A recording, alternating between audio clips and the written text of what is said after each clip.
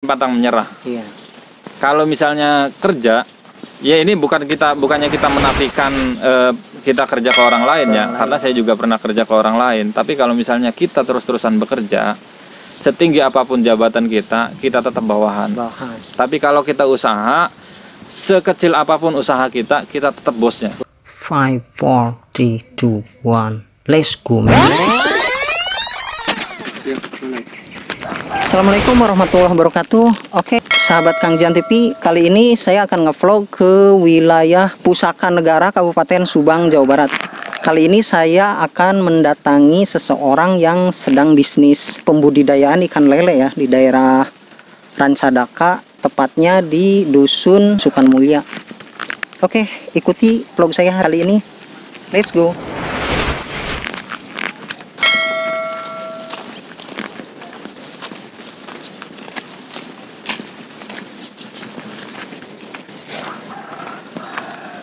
Assalamualaikum Pak. Waalaikumsalam warahmatullahi wabarakatuh. Kenalin Pak, saya Desa Budin dari channel Kang Jian TV. Baik. Gimana? Boleh memperkenalkan diri Pak, dengan Bapak siapa? Saya Bapak Mumu. Bapak Mumu. Masih muda sih, belum Bapak. Masih muda. Oh. Saya Mumu, lagi ngasih makanan ini. Oke, ini Pak, budidaya lele ini udah berapa lama Pak? Kalau saya pribadi sebenarnya saya belum setahun, cuma kalau untuk yang lain senior saya ada yang udah sekitar 8 tahun, ada yang bahkan lebih dari 10 tahun juga ada. Kalau senior saya terus terang saya baru juga di sini, baru pemula Pak. Baru pemula. Ini Pak, untuk produk ikan lele ini biasanya dikirim kemana Pak ya? Kalau pengiriman kita ada ke Indramayu, ada di sekitar wilayah kita juga. Di sini nggak nentu sih, sesuai order aja. Ini mohon maaf nih Pak ya, kita sambil ngasih makan. Oh iya, silakan Pak. Untuk pakan nih beli apa bikin sendiri Pak? Kebetulan karena kita bikin belum bisa, belum ada pelatihan juga tuh dari pemerintah ya. Mudah-mudahan sih ada. Jadi ya kita beli dulu sementara karena kita belum bisa bikin sendiri. Sebenarnya sih kayaknya lebih irit bikin sendiri. Oke. Nah Pak, kalau boleh tahu ini untuk ukuran ini udah berapa minggu Pak? Ini ukuran? Kalau ini ukuran sekitar ada kurang lebih 1 bulan lah. Oh 1 bulan, 4 mingguan Pak ya? Iya 4 mingguan, ini 1, 2, 3. Biasanya dihitung literan atau gimana nih Pak kalau jual nih? Kalau di sini ya, masing-masing daerah sih punya perhitungan masing-masing ya. Cuma kalau di sini umumnya walaupun kita pakai liter ataupun di kilo, tetap hitungnya per ekor gitu. Jadi kita sampling dulu tuh, kita ambil 1 gelas atau kita ambil setengah kilo, nanti setengah kilo tuh dihitung. Dihitung berapa ekor gitu. Nanti per setengah kilo itu berarti hitungannya kurang lebih segitulah, mau kurang mau lebih kita kesepakatan kayak gitu. Jadi walaupun kiloan ataupun literan tetap hitungannya per ekor. Kan ada juga yang per kiloan tembak gitu, biasanya 1 kilo segini, berarti segini gitu loh. Oh, jadi tergantung kesepakatan di awal gitu ya? Tergantung kesepakatan di awal. Oke. Sambil ngasih makan ya? Siap Pak. Ini kayaknya menarik juga nih bisnis ikan lele Pak ya? Lumayan menarik sih. Kalau untuk di sini kebetulan di daerah kami, komoditi yang terbesar itu kan kalau di darat itu kan ada kambing. Ya. Dibilang di darat juga enggak, di air juga enggak, bebek. Nah bebek tuh di darat nggak tahu di air tuh, pokoknya berarti bisa di darat bisa di air lah, itu bebek. Kalau kami khusus di air, kebetulan komoditi terbesar kami di sini adalah lele. Untuk di air. Yang lain kan banyak, ada nila, ada yang lain-lain, cuma di sini yang lebih banyak lele. Ini untuk per liter atau per sekali ini Pak? Biasanya harga kisaran berapa sekarang Pak? Di sini ukurannya dia harganya per liter. Per liter harganya ya? Per liter, tapi dihitung per ekor. Per ekor. Gimana sih ya? Jadi per ekor misalnya satu harganya 30 perak. 30 perak. Ya, di sini harganya perakan, cuma jadi gede. Kalau seliter isinya misalkan 1.000 atau 2.000? Ya berarti kalau misalnya 1 liter isinya ketika di sampling itu ada 1.000, harganya 30 perak untuk ukuran 1-2 Berarti 30.000. Ya, seliter. 30.000 seliter. Oke. Jadi hitungnya 1 liter 30.000 gitu aja. Tapi tetap hitungan harganya per ekor. Per ekor. Kayak gitu. Oh, sekarang tuh per ekor 30 perak, Pak ya. Masing-masing ukurannya. Kita di sini kebetulan kami di sini khusus pembibitan, Pak. Pembibitan. Jadi pembibitan itu yang kami sediakan atau yang biasa kami jual di sini itu dari benur, Iya. 01, 12, 23 sampai 34. Untuk selebihnya yang lebih ke atas ada 46 dan yang lainnya kita jarang sih. Biasanya antara dari benur sampai ukuran 34. Oke. Harganya juga variasi berbeda, Pak. Dan per kilonya juga ya tentunya berbeda karena mereka semakin gede kan semakin sedikit juga jumlahnya gitu. Ini Pak, selama proses pembibitan ya, bisnis lah sebutnya, ini bisnis. Kan ada suka ada duka nih Pak. Ya. Dari sisi sukanya apa, sisi dukanya apa? Sekarang kita dari sisi duka dulu lah. Dari duka dulu ya. Kalau suka kayaknya semua orang siap tuh. Apa dukanya dulu? Dukanya dulu. Terus terang kalau untuk dukanya ya tentunya kegagalan. Nah, kegagalan ini yang terbesar adalah gagal total. Oh, iya. Gagal total tuh artinya begini, kita misalnya lele ada berapa ribu ekor atau berapa ratus ribu ekor, iya. Itu nggak balik modal sama sekali, itu gagal total. Oh, gitu. Nah, penyebab gagal tuh mati atau apa penyebab? Apa faktor kematian cuaca? massal. Penyebabnya ya, biasanya nih yang sering terjadi Pak. Gagalnya ya karena mati massal.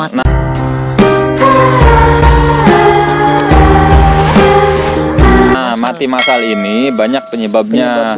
Ada lele tuh kalau pembibitan itu memang banyak penyakitnya atau rentan penyakit. Jadi kita harus leken, cek orang Sunda mah. Oh, gitu. Harus leken. Jadi harus benar-benar sering dikontrol. Kita harus paham mana air yang udah harusnya diganti, mana air yang sudah bagus, mana air yang masih bagus, mana air yang dan tidak layak gitu loh. Oh, gitu. Kayak gitu. Sering kontrol air ya, kondisi harus air. Sering kontrol air dan juga ikannya. Sebenarnya inti permasalahannya adalah kami sadari di sini tuh belum punya ilmu yang mumpuni. Perlu pelatihan lagi Pak ya? Di bidang perikanan khususnya di komoditi lele ini. Oh, gitu. Iya. Intinya sih yang saya sadari itu kita kurang wawasan, kurang pengetahuan, akhirnya kita otodidak. Oh, kalau misalnya lele kayak gini, kita coba segala cara macam yang kayak gini nih jadi sembuh. Oh, berarti itu yang kita pakai. Oh, iya.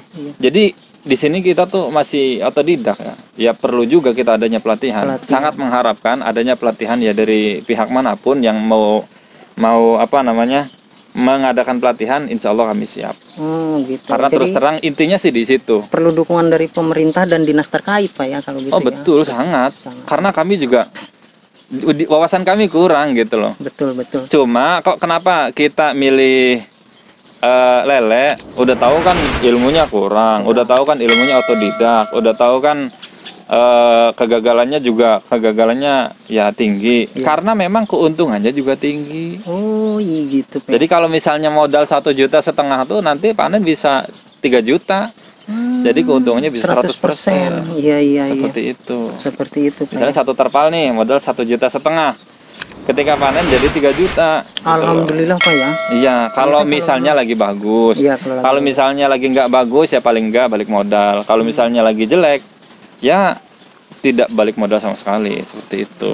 Sambil duduk ya enaknya. Siap. Oke Pak, ini Bapak total ada berapa ini lahan nih Pak? Terus terang kalau di sini baru ada 2 terpal ya. Ini kan termasuk dari pelebaran lahan gitu. Iya. Kalau di sebelah sana itu sekitar ada 15 di sana Pak. Di sana tuh ada 15. Nanti boleh lah main-main. Nanti boleh ya. Kita lihat-lihat Pak ya. Nah, itu ada 15. Tapi yang keisi kalau di sana baru 6 terpal ya. Selebihnya kita belum isi. Di sini ada 3 terpal.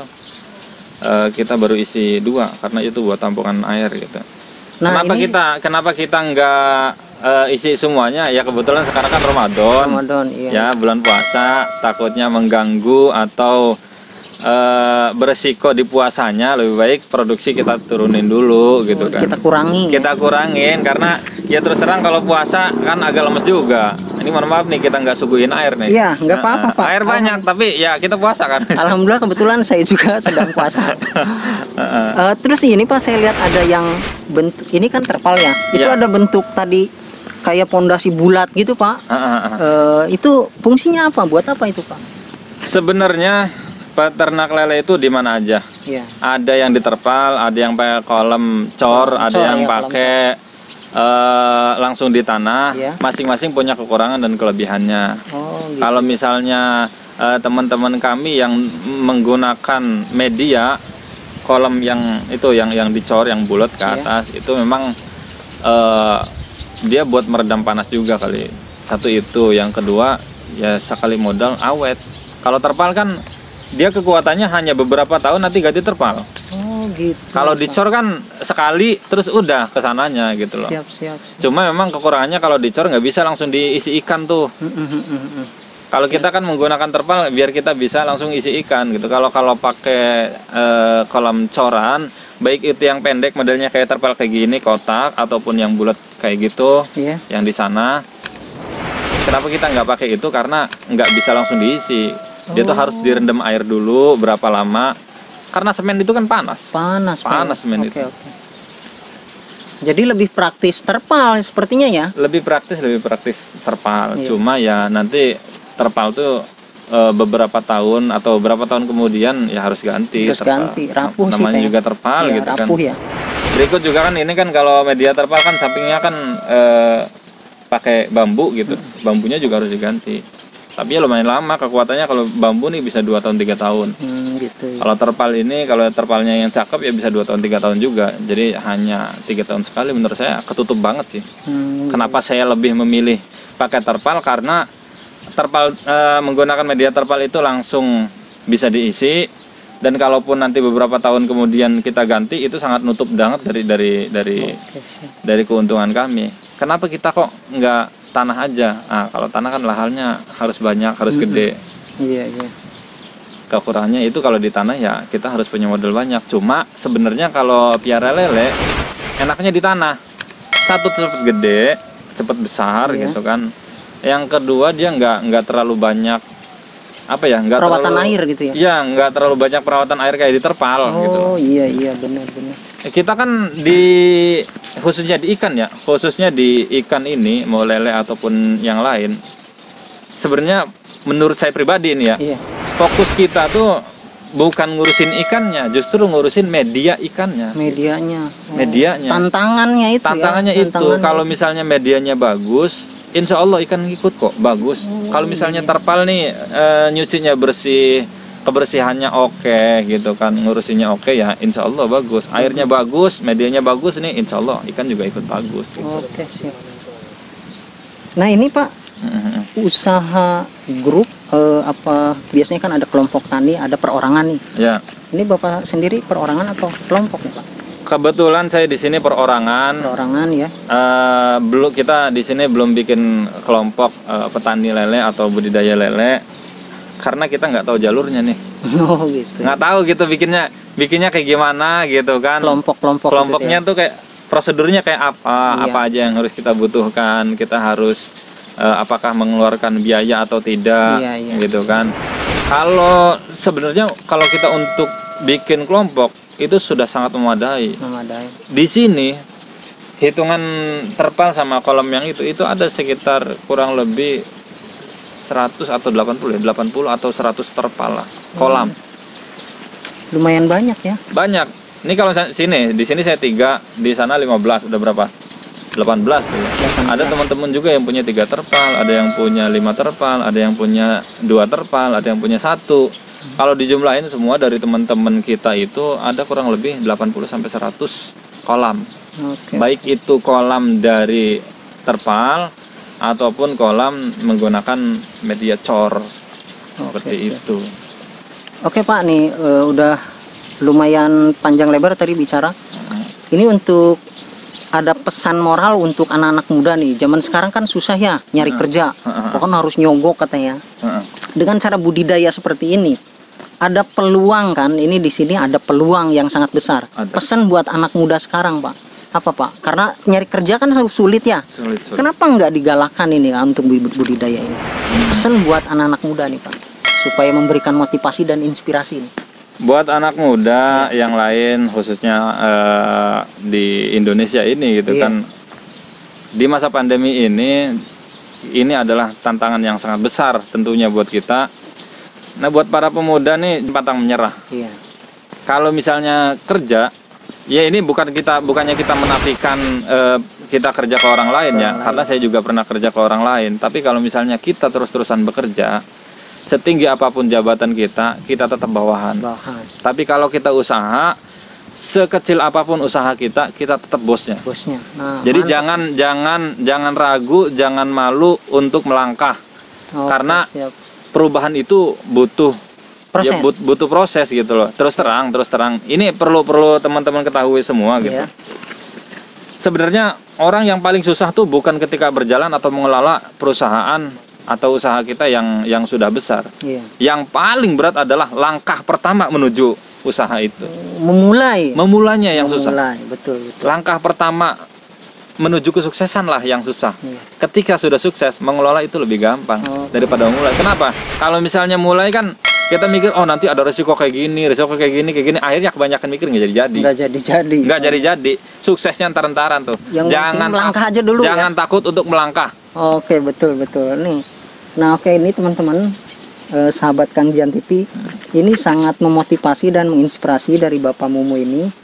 Jadi jangan pernah takut untuk mencoba, Pak ya. Jangan pernah takut untuk melangkah. Yang penting bergerak aja dulu, maju aja dulu. Intinya kita harus tetap semangat Pak ya. Ya, harus tetap semangat. Oke. Harapan ke depan ini untuk pemerintah nih Pak, karena kita kan ini budidaya ini perlu adanya pelatihan juga.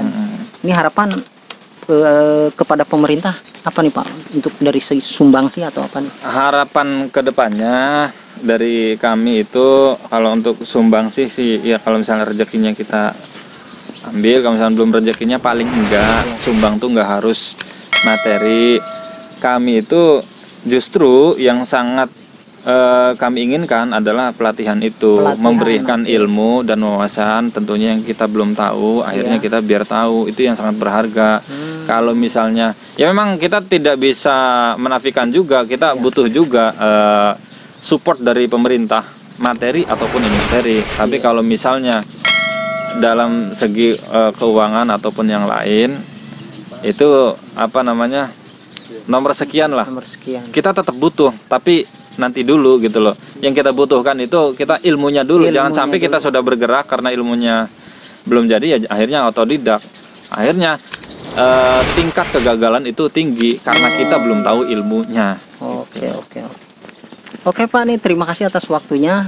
Semoga ini menjadi satu tayangan memotivasi dan menginspirasi buat anak muda.